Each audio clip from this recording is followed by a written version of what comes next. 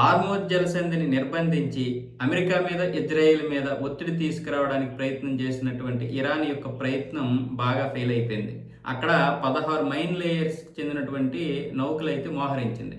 అంటే ఈ యుద్ధ నౌకలకి కాపలా, అంటే ఎక్కడ ఏది కదలకుండా, ఒకవేళ ఏ చమురు ట్యాంక్ కదిలినా లేదా ఇంకే లావాదేవీలు ఉన్నటువంటి నౌక కదిలినా సరే దాన్ని పూర్తిగా కాల్చిపడేయడానికి అక్కడ ఈ నౌకలను అయితే మోహరించింది ఇరాన్.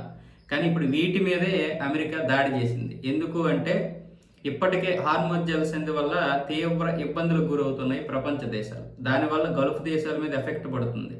ఇప్పుడు బ్యారెల్ ధర $130, $130 వెళ్ళింది. రేపు భవిష్యత్తులో $200 వెళ్ళిపోయినా మాకు సంబంధం లేదన్న విధంగా గల్ఫ్ దేశాలు ప్రకటన చేశాయి. ఆ తర్వాత మీ ఇష్టమని అమెరికాకు కూడా హెచ్చరించాయి. అందుకని ఇక్కడ హార్మోజ్ జలసంధిలో ఏ నౌకలైతే ఆపుతున్నాయో ఆ నౌకలైనటువంటి మైన్ లేయర్స్ మీద అమెరికా సెంట్రల్ కమాండ్ అయితే దాడి చేసింది. మొత్తం అవన్నీ కూడా మునిగిపోయాయి. ఇక్కడ 16 నౌకలతో పాటు మరికొన్ని నౌకలు కూడా అక్కడ ధ్వంసమైతే అయ్యాయి. దీనికి సంబంధించి యుఎస్ సెంట్రల్ కమాండే ఒక ప్రకటన చేసింది, ఎక్స్లో కూడా వీడియో పెట్టింది.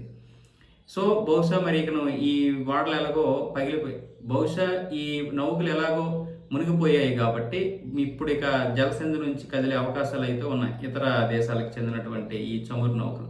ఒకవేళ అలా గనక కదిలితే కొంతవరకు ఊరటిచ్చినట్టే ప్రపంచానికి. ఆ ఒత్తిడి రాకుండా అమెరికా ఈ విధంగా చేసింది. ఇప్పుడు దాడులు ఇంకా పెంచుతోంది.